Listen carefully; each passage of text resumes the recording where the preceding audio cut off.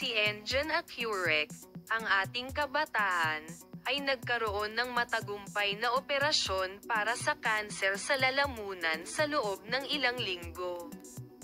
Ang sikat na aktor, na nagpatuloy sa kanyang paggamot sa ospital pagkatapos ng operasyon, ay kailangang harapin ang mga kahirapan sa proseso ng pagbawi. Bilang karagdagan sa matinding pisikal na sakit na naranasan niya sa prosesong ito, kinaladkad siya sa matinding emosyonal na kaguluhan. Sa pagsasalita sa press sa panahon ng kanyang paggamot sa ospital, ipinahayag ni Engin Acurec ang emosyonal na paghihirap na kanyang naranasan.